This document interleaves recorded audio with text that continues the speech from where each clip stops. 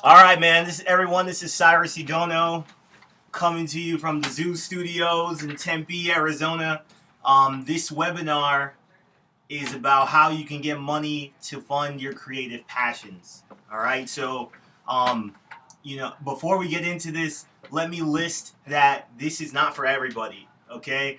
If you just started doing what you're doing, as far as music, a clothing line, whatever it may be, I wouldn't suggest doing this. Hold on one second. Let me close the door here.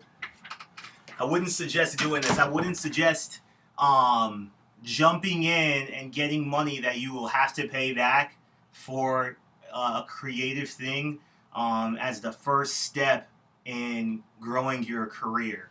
Um, but for those people who are at the 15% or higher, they understand, they've been in the industry, you know, if you're at the top and you feel like all it really is money that would get you to the next level, today I'm going to break down a way that you can actually get that money and try to make it happen. As we all know, nothing is guaranteed. So just because you get the money doesn't mean it's going to work out, but there's a way that you can try, okay? So before we get into that, I'm going to break down the way major companies operate, all right, in the United States of America, all right? So there are things, there's different forms of business in different industries and sectors, all right? So there's monopolies, all right? Monopolies are illegal in the United States.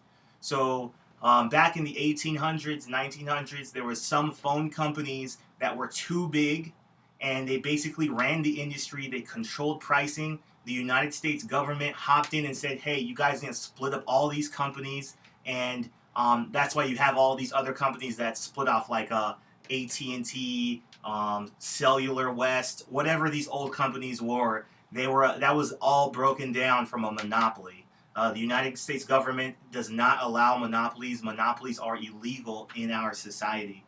Okay, but oligarchies are not. Okay, I don't know if that's the most proper terminology for it. But it is not illegal to have that. So basically, the concept of that is that there are a few companies who run an entire sector of an industry. So when you look at mail, you have like DHL, the United States Postal Service, which is ran by the government. You have Amazon. There's a few companies at the top, maybe three, anywhere between 4 and 8 companies that they run an entire industry. And what the U.S. government saw is that if there is a few companies at the top that are bigger than everybody else, it will make the system better. So, they didn't want to break it up too much, but they broke it up a little bit enough to where that there's competition. There's competition. So there's these 3 or 4 companies at the top that are fighting for this huge pie in this industry. Okay, so in cell phone, there's Sprint, Verizon Wireless, whatever it may be, T-Mobile. I think that T-Mobile's gone now. I don't know. And of course, in the music industry, there's Warner Music, Universal Music. There's very few companies at the top, and everything rotates off of these big companies that run an entire industry. So when you're talking about yourself and your music career, will this keep you out of the action? I'm going to say no, okay? So some companies have come along and they've cracked the financial blueprint to making it happen, okay? So if you look at companies like Cricket Wireless, Boost Mobile, do they own all these cell phone towers? No, they don't. All they've done is they figured out the mathematics behind it. They pay for access to these cell phone towers and they buy minutes, and then now they're reselling those minutes to the public, and they've created their own business from a structure that has been built. Okay? So in music business, you look at Macklemore, Tech Nine.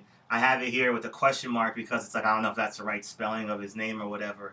But you have Maybach Music. All these companies that are basically just using a structure that's already been created that they're just basically writing that structure, and they have people who figured out the math, the numbers, the finances, and then they're just capitalizing on that with their own business model. Okay, so they're figured out the code and they are profiting from it. All right, so you can do that with your own art as well. But what you have to understand is it's not about my music is great, my art is great. It's about, no, you have to know the finances and the numbers behind that and what it means to your industry. Okay? So with Funding Wagon, we can help you get the money you need to do your creative project. Yes, musicians, rappers, singers, if you're a painter, if you want to do a clothing line, whatever it is, yeah, you can actually get money to start your own business as well. Just because you're in music, music industry is one of the biggest industries in our country. It's our number one leading export in the United States of America is music. So music is not dying. It's a very, very massive industry. So you can also get in on this as well if you understand the business side of it. All right. So a lot of people are like, ah, man, money for my music. Where do I sign? I want to take advantage of this now, this second. What I would tell you is it's not for everyone. If you're not making money already, you'd never want to take money for something that is just an idea. You need to have a business plan. You need to know what it is that you're doing. If you're not at that level, we suggest for you to turn this off. We would hate for people to get approved for money to run a business and then just go do something stupid with the money or whatever it is. This is very serious. So if you're not at that level, you will be one day. Just stay focused on the goal. If not, you can keep listening. All right.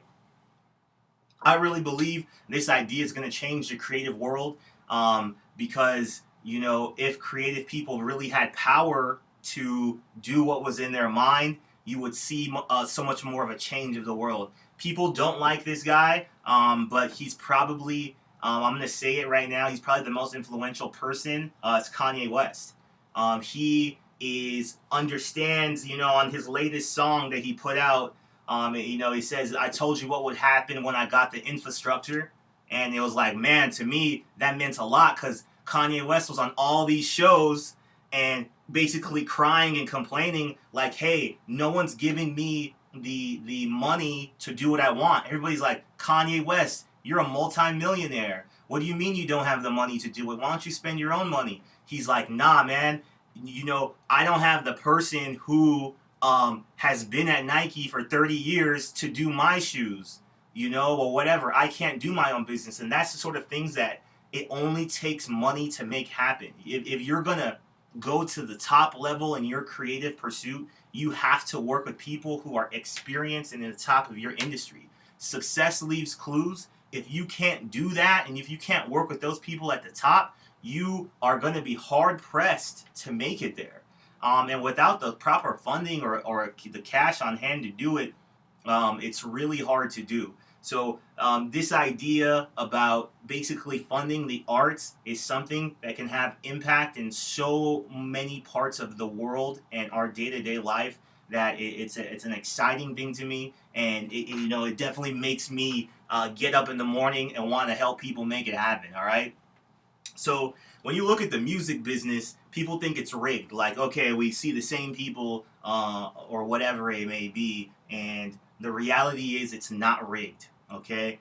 Having said that, the music business does need a wake up, right? Record companies, though people think that they're the devil, like, oh, I don't want to be in this 360 deal or whatever it is. If you actually look at all these people who claim to be independent artists, they definitely work with a major company in some way or somehow, because it's an oligarchy, right? They understand these 8 companies or 4 companies or whatever it is, they run it. So even if people think that they're an independent artist, well, guess who owns CD Baby? Guess who owns TuneCore? Guess who owns all these websites and services that you think that you're an independent artist? It's still major labels. So, like, you can just drop the whole fact in your head of, I'm an independent artist, I don't need anybody else. Just drop it, because it's not true. You are going to work with a major company because that's what the best people do. The best work with the best, okay? And, like, when I say these things and people like, oh man, I don't want to take money, or I don't need this, or I'm going to be independent. This is the reality in life, man. If you don't choose to play the game, you choose to lose. Okay? Let me say that again. If you don't choose to play the game, you choose to lose, all right?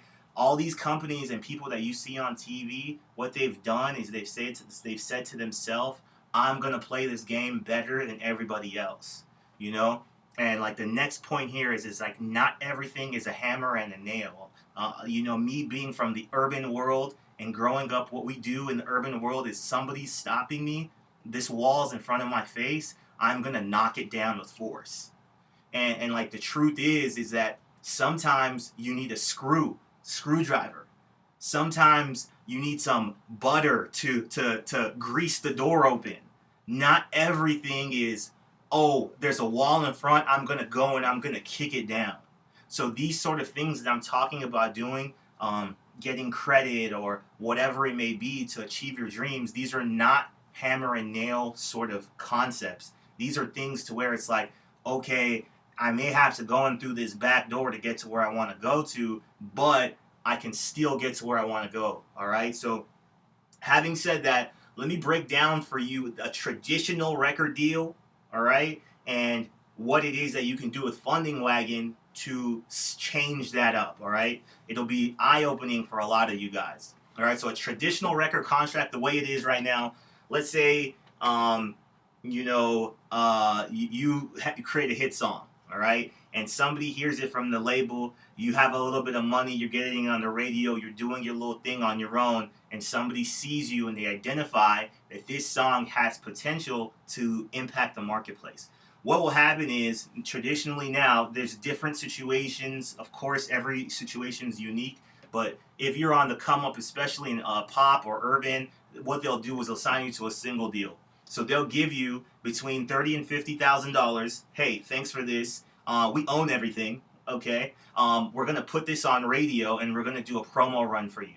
All right. You're gonna get paid $50,000. If this single hits or exceeds X amount of sales or this X amount of spins, you will automatically be bumped up to a record deal. Okay, is usually how it works. All right. So a traditional record deal. I would say, let's just use the term $2 million. All right. So when you break that down, there's a $200,000 advance, which you get.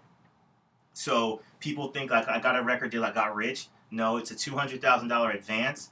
Let's just say $800,000 goes to production or the creation of your album. So you may have to pay Timberland $100,000 to do a beat for you. You want Lil Wayne on your single. You're gonna have to pay Lil Wayne $100,000 for him to clear it, his single on your album or whatever. You have $800,000 for beats, recording time, whatever it may be. You have $800,000 to make an album. Okay, $800,000 to promotion.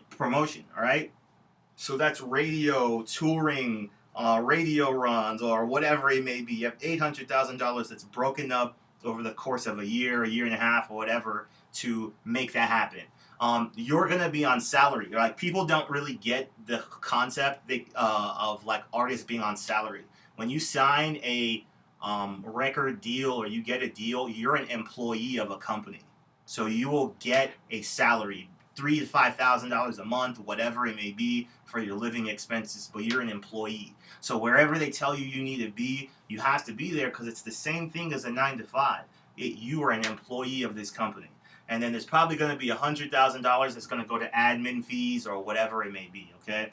Miscellaneous expenses, all right? And then the biggest shock of this all that people don't get when they think that they sign a record deal is you only get 10% of the money. All right, so it's usually a 90-10 split between the label and the artist. So those are staggering numbers. So you're doing this sort of stuff and you're getting 10% of the money. People think that they're going to sign a deal and it's going to be, I'm so rich. You potentially may be rich, but you only get 10% of the recording royalties. Usually when you sign a record contract, they offer you an advance upon your publishing as well, which people take, which is another massive mistake that we can go over in another video. But usually of the recording royalties, it's usually a 90-10 split, which is just, I think it's fair, because someone's going to spend $1 million on your name. Not every day you can get $1 million spent on your name in promotions. So usually the biggest thing people don't understand, and so many people write our label every day and don't understand this, it's 90-10. You're going to get a major record deal, it's 90-10. 90-10. 90-10. You think you're going to get 50-50, you think you're going to make 80%, whatever it is, you're crazy. Okay? It's 90-10, sometimes even less. So, like, when people were talking about contracts with people, feel free to look up what I'm talking about, and verify. If you think I'm wrong, contact me and we can talk about it. But, you are not going to sign a major record deal and, like, become a multi-trillionaire. Like, not happening. You know what I'm saying? So, this is the way a traditional record contract breaks down, all right? So, there is hope for you, because with Funding Wagon, what you can do is you can get the cash for yourself with your company and create your own budget and become one of these success stories like Maybach or Macklemore, Tech-9, all these people. Yeah, you are still going to have to work with a major record deal, whether it be a major record company, whether they are distributing your album or you hire one of their publicists or whatnot, because they control those areas or those sectors. But you can have the financial capability through funding to control more so what happens, and you can probably own up to 70% of your own profits or revenue, rather than it being a 90-10 split with funding. So if you want to be like Tech-9 or Macklemore and these guys who quote unquote claim to be independent and they claim to be self-made artists, with Funding Wagon, you can do that. But you have to understand that it is it's a very big risk. Two, you need to have accountants, you need to have the right team in place. A special thing that we're doing with Funding Wagon is if you do decide to work with us, we will match you with the proper companies and people to help you out as you go along with your journey. But you can make it happen. You can play this game. You just need to study, and you need to have as Ty Lopez always says, you need to have the knowledge, you need to have the strategy, and then you need to be able to execute. So those three things are key to your success, and that can happen if you are prepared to take those steps. So check us out at fundingwagon.com. Apply if you're ready to take that step. If you're just starting out and you're new to business, don't take that step. But if you're ready to really kind of lay it all on the line and take music seriously, or art seriously, or painting, or whatever it is that you do that's creative, if you're really to make that happen, check out fundingwagon.com. We look forward to talking to you. Thank you.